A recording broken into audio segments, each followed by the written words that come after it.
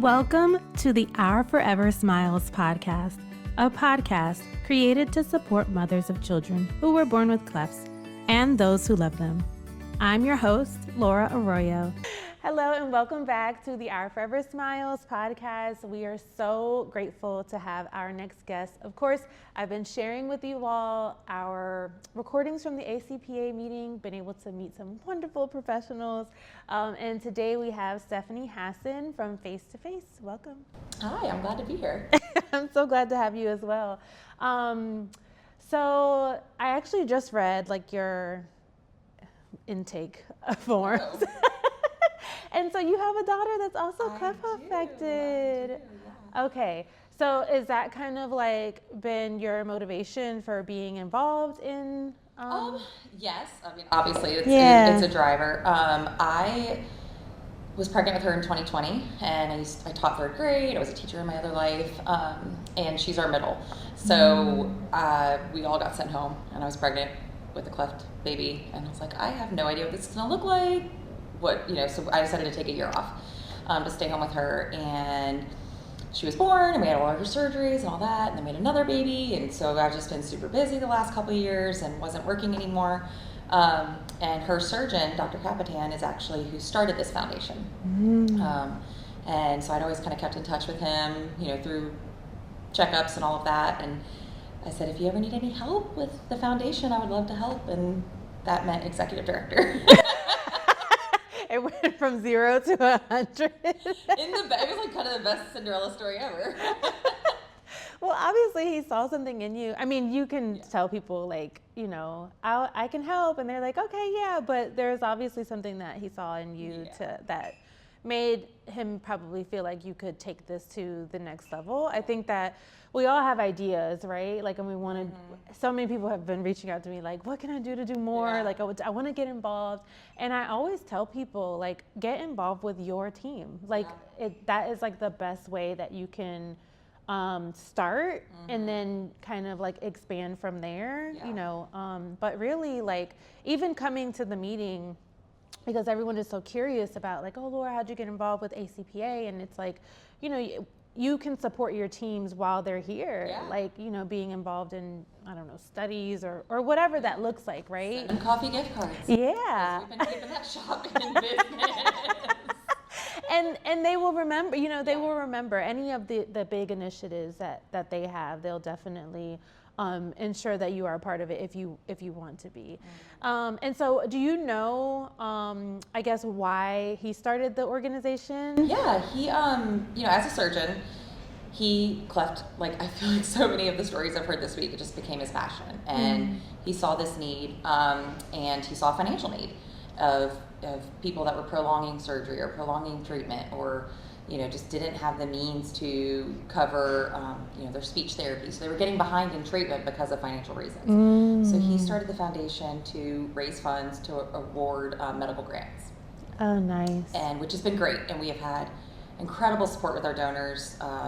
Just the last year, we have really skyrocketed. We did a gala in February, and it was incredible. We have done a clay shoot, we did a marathon fundraising team, and so the fundraising piece of it is great. Getting involved with it, and kind of from the mom side of it, I realized that there's this need in Charlotte and kind of the surrounding areas to have that community sense, to have that support of other moms and parents and caregivers. So that's kind of where we're focusing some energy now. We're we got this fundraising thing down. Now what good can we do with these funds? I love that, because I feel like a lot of times it's the opposite. It's you got a lot of people that want to do a lot of things, but no money. Well, I think our foundation, what makes us a little bit different from a lot of other organizations where there is a huge need international, and there are so many organizations that are on top of it and doing incredible things. And I think sometimes we forget that we have babies at home, and you have one, I have one, and I didn't know much about cleft before I became a cleft mom, and I think that need exists, and we award grants to North Carolina and South Carolina families. So if you're cleft affected from birth to your last procedure, your last treatment, you can apply for a grant. Wow. And we're trying to spread the word that we have these funds. We want to give them out. We want to, award as many people and help as many people as we can.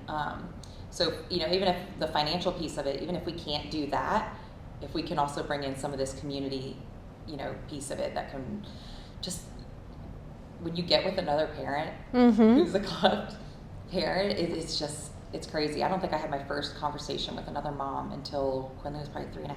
Wow. But it was COVID. Yeah. You were like under a rock, and it was just, I don't think I met with other cleft parents. And those first few conversations, I was like, wow, this is... It's different than talking to just like, another mom, right? Like, because they don't have that same shared experience. Yeah. And so, that's so valuable. I think, it's the reason why I started this podcast, this community myself, is because like when I was searching for something, like I did see the Smile Trains and the Operation Smiles of the world, and they have a place and they're doing wonderful, incredible work.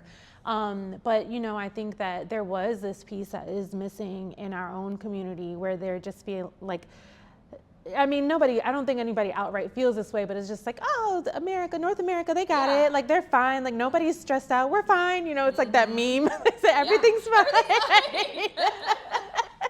But, in reality, it's like not. And there are lots of parents that are struggling, and they just need to connect with a community. And also that financial piece is a big one. I always tell people, I had my job, I work from home, and I have health insurance, and even still, I thought to myself, like, had Giselle been born with a cleft maybe even 5 years ago, I don't know what I would be able to do to pay those like out-of-pocket expenses that still come with having major surgeries and stuff. Like her first year, I was, $6,000 I had to pay out of pocket. Like that's not money I just had to like throw around. And Giselle has an isolated cleft palate. Like I can't imagine if she had to go through NAM treatments and like that $6,000 may have been $12,000 and $20,000. Well, and especially when you have these parents and these families who are driving,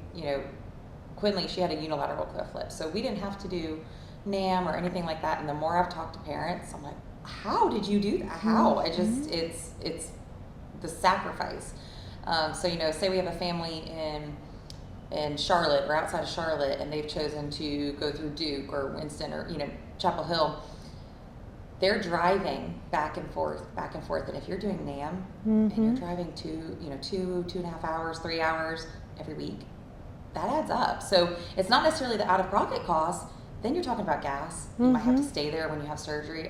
The parking garage. Recently. Yeah. It's $20 charging so much money. $20 a day. It's crazy. And our founder, we're the only ACPA team in Charlotte. And that's huge. Yeah. So we don't take that lightly, and we really are trying to bring our team aspect and our foundation aspect and kind of really do what's best for the community as a whole, including our families that are, up Western North Carolina and down in Southern South Carolina. So there's a lot of growth happening, and I'm really excited, but it's a lot. You realize how much need there is across the board. So what have you all been doing to kind of like spread this word of like community or wanting, like what have you, been doing to kind of build out that community aspect of the organization? So we've had a couple fundraising events which have been phenomenal, and I think that's really helped to raise awareness with our community in general. We had our gala in February, and we had a mom and her son come, and they told their personal story, and you could see in the audience people just going, wait, what? I had no idea. I just assumed that was covered under insurance or, braces. A lot of times cleft kids end up with 3 sets of braces, and we look at Quinley all the time. We're like, what are you gonna cost? I love you, but you don't know what the future holds. So kind of raising that awareness in the community where we can have those fundraising opportunities is good. And then in trying to get with our cleft families, it's been word of mouth. I mean, I have a mom group of Charlotte moms that I'll text every once in a while, and it's just our little Charlotte cleft moms. I think we have like 20 or so moms on there, and I'm like, hey, does anybody want to meet for a happy hour, or hey, we're doing this event, if you'd like to come, just let me know. And we had them share stories of their families and their kind of journey so far. So we shared that at the gala, and that was really cool. Yeah. I love that. We have I started doing like a cleft mom support group, like a once a month thing in the Triangle, North Carolina area as well. And so we just kind of get the kids together at least once a month. Like, it's so cool. Yeah, it is. And I just, it is, to your point, to have that connection, to be able to speak to other parents. You know, Giselle is 2 now, and so she's a little bit past the really, really hard stages of everything. And so just being able to give other people advice and for them to be able to see her and see how she's developed. It's gonna be okay. It's hard right now. I know it's hard. You know, people who are going through surgeries, and we had a small little kind of cosmetic surgery after her first 2 initial ones, and you know, that was like, oh, I thought we were done with surgeries, but it was easy. She was in and out. She was eating pancakes. She was fine. But it would have been nice to have another mom say, hey, we had to do that too. It was no big deal. Yes. Or, yeah, you know what, it was tough. I wish somebody would have told me how hard it was going to be after that first surgery. But so we're trying to host some family events. And we have a family event coming up on June 1st in Charlotte.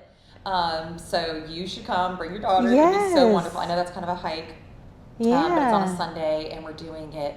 We're going to have face painting and crafts for the kids, and it's just kind of providing the event space for families to come. So we could have 5 families. We could have 100 families. I don't really know what to expect. But that's been the same kind of thing, word of mouth, just trying to share it on social media, share it on our website. Our providers want to come because, you know, they have families too. They have young families, and they want to bring their kids to kind of say, this is part of my extended family. These are my cleft kids that are so important, and just show these families that there is a community out there that is behind you, and it's providers, it's donors, it's peers, and we're all there kind of cheering everybody on and offering support in any way we can. Yeah, we would love to attend. I would love to actually put it, we have a newsletter that we send out, and we do all the like upcoming cleft events, and so we would love to put it in that as well, so that people can know about it. I want to back up a little bit to Quinley's journey. Oh, my sweet girl. I'll show you. She is so cute. She is. Oh my goodness, like a little princess. She just turned 5. It was. Wow. It feels like COVID was like yesterday. I know. Aw, that's so incredible. Yes. And so what was that like? I mean, receiving that diagnosis. She's your middle, so you'd already had a baby before then. I had Rosalie, and she was a year. We had a really tough loss in between Rosalie and Quinley. And it was really hard, and it was right before COVID.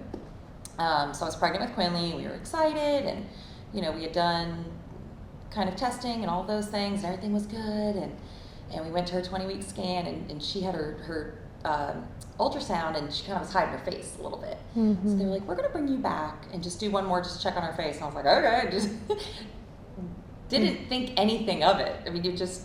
I was like, her organs are there, right? That's all good. Right. That's so true. Yeah, I probably would think that too. I just thought they wanted to get a cute shot of her face. I was like, great. I'll make sure she smiles. Yeah. So we go to that next appointment, and they do it, and we were at MFM just because of our previous loss, and our doctor comes in, and he's like, so she's got a cleft lip. And we're kind of sitting there, and we're like, what's that? You know, it just didn't even dawn on us that we were checking for that kind of thing. And so he explained it to us, and we kind of sat there and processed it, and we're like, okay, well, this is what we got. And he's like, you're handling this really, really well. I'm like, well, there's not really another choice, you know. And then that was January, and then the world shut down in March, and that was scary. It was you know, a lot of unknowns. We knew that we were going to have a child born. We didn't know if it was her palate. We didn't know if it was just her lip. So we decided for me to take a year off and stay home with her. I was like, well, she's going to need surgeries, and you just didn't know, like, going in and out and all of that. But she was born, and she was perfect. And just, I think as a cleft mom, probably one of the things that we feel the most guilty admitting is when you're pregnant and you're kind of worried, or you probably have those thoughts of, am I gonna love her? I mean, is this going to be scary? Is this going to hurt? Yeah. Is this, you have so many questions. What did I do wrong? Why did she turn out like this? And I was so scared that when she was going to be born, that I was going to look at her and just not feel the way I did when Rosalie was born. Yeah. And that mom guilt. Yeah. That is hard. That is really hard. So when she was born and she was, I worried about nothing. Yeah. And I mean, I feel like some moms feel that anyway. Yeah, like with their second, they're like, how could I love anything more than I love the first? And then you have that like on top of it, you're like, oh, like, and then now, I feel like, I think moms after they're like done with that first part, it's like, oh, I shouldn't have, I feel silly. Bad like thinking about that was so, and I didn't do Facebook groups or anything. I don't know, I felt like I kind of dealt with a lot of it on my own. And I think COVID might have had something to do with it. It was just so chaotic at that time. But it also kind of gave us time to just be home and be a family and kind of process what was coming. And she was born in May, and it was great. And, we had our initial surgeries when she was 4 months old. We would go in and out of the offices, and we taped and did all that. And I do wish I would have had somebody to say, hey, you're going to have to do massage after that surgery, and it's going to suck. And it's going to be bad. Because it was. Yeah. And I think I was in one of the talks, and they were talking about massage and how important it is after corrective surgery, and I was like, how about a little bit of PTSD? Yeah. Oh, that was awful. I don't know how your experience was. I always tell people, I'm like, I think that that everyone has a different challenge. A lot of people, like with the NAM, they're like, at the mention of the NAM, they like start tearing up, or like at the mention of like, for me, it was like the feeding aspect of it, because Giselle ended up in the NICU, and it's because she couldn't get her feeding right. And so just thinking about those first few days where she was like, when I go down the rabbit hole in my head of like, she was hungry and like didn't eat for like 2 days. And like, when I think about that, I feel so guilty, like, and it's so difficult. Now, was face-to-face already established when Quinley was born? It was. Yeah. And I didn't really know, I think that's a big thing that we've kind of made as a goal for this year, is getting it out there, because I never knew that I could have applied for a grant. And we've been very fortunate. We haven't needed one yet. We haven't really encountered speech therapy and things that aren't covered under insurance. So we've been really fortunate in that way. But yeah, he formed it in 2016. So we're almost 10 years old, and which is crazy. And we've helped a lot of families. We've helped a lot of people who, sometimes the medical grant that we give is not a drop in the bucket to what they're actually having to, come out of pocket on. We've talked to families that over the course of their life have come $100,000 out of pocket in, 18, 20 years, which is I could see that. Insane. Yeah. I mean, it's insane. Kids are expensive. Yeah. And then you throw on a cleft diagnosis, and, it's hard. And I don't think people are prepared for that. And I don't know that they know that there's, foundations that are coming to be that can kind of help ease that a little bit. Absolutely. Yeah. And so now, like, is that Quinley is a little bit older, and you're really like involved in this whole thing. Does she ask questions about her journey, and how involved is she, or does she comment on it at all? She does, and we've started talking about it a little more. They think it is very cool that I am doing this. Both my girls, my son, he's only 3.5, so he's kind of like, but the girls think it's really cool. That, I think there was maybe a Mother's Day thing or something, and the teacher asked what your mom does for work, and she helps cleft kids. I was like, oh my God, it was so sweet. And because I am in a sense. I mean, I feel like I'm doing what I can, but I don't have a medical background. I don't have this is all foreign to me. So when I'm sitting in these conferences, and sometimes I'm looking at pictures, and I'm a little like, need to take a breath. It's learning, and I think that has been so cool to learn and talk with my kids, and they're helping me right now pick out a good children's book. So we've ordered a couple different picture books about cleft that because I want to be able to share that with our families of hey, this is a really, if you're expecting a cleft baby, or if you're trying to like talk to your kids about these. So we're reading a couple right now, trying to figure out which one we like best. Oh, that's cool. But yeah, so and I know she's 5, and kids, she hasn't really dealt with anything directly yet, but I'm not worried. She's feisty. She'll handle whoever comes her way. She has a tooth where her cleft was, and it came in kind of sideways. Mm-hmm. And a kid one day was like, "Did you lose a tooth already?" And she was like, "No, that's where my cleft was." And she just kept it moving. Yeah, so she's proud of herself. I love that. Makes me happy. Yeah, I also love the fact that they can be like book critics already. Yes. Like, we won't say because there's so many people that follow us here. They are. Yeah. And but like the pictures matter and the story matters.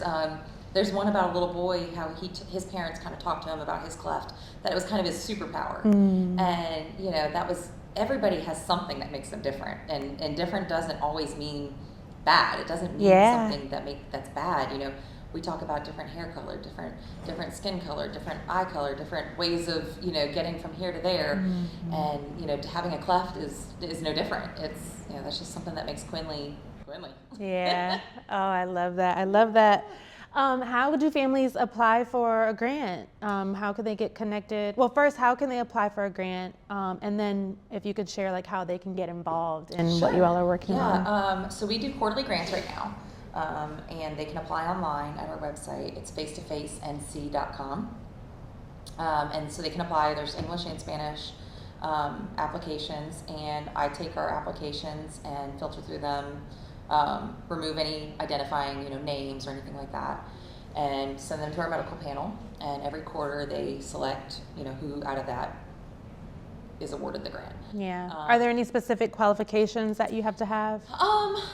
We ask if you're under, not necessarily that you have to have. We do ask for a detailed provider estimate of whatever the cost of care is going to be. Mm-hmm. We're kind of working on how that best works. So right now we'll directly award the grant to the provider. Mm-hmm.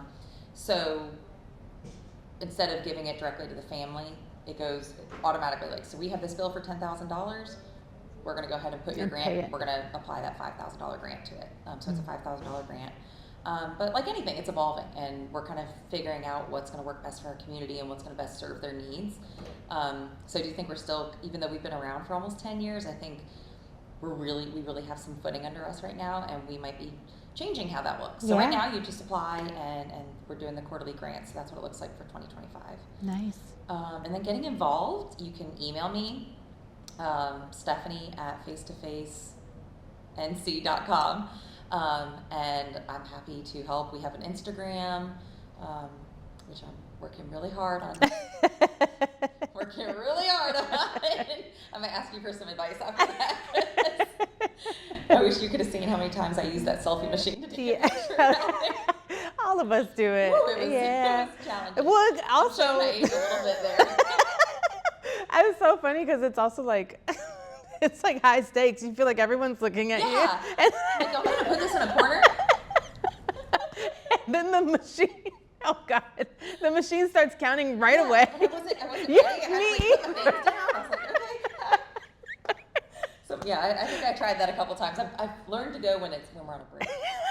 That was my secret. Hilarious.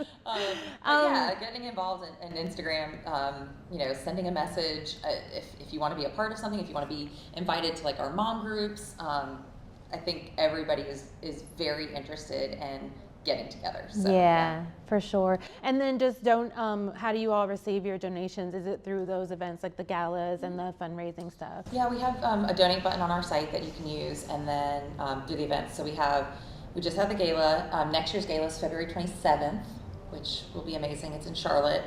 Then we have a clay shoot that we do, and that's on November 21st this year. Our Family Fun Day is in June. And then we've also done marathon teams, which have been really fun. So if you're interested in fundraising, if you run, I don't. I facilitate it, but I do not run. So if you are a runner and you want to fundraise, I am happy to have you on our team. Yeah, we would. Clap and cheer for actually, you. He just walked in. We would do it. You run? Well, we do like 5Ks and stuff. Oh, there you go. Yeah. Good. How are you? I had signs, I had bells, I had all the things. Yeah. But I was not running. Well, thank you so much, Stephanie, for being on and talking about face-to-face. I think that this is wonderful. Obviously, because I'm in North Carolina, like this is going to be a really big thing that we can talk to to all the families about that, are local. And so that it is really exciting to learn about this. Thank you so much. Thank you. It's been great. All right.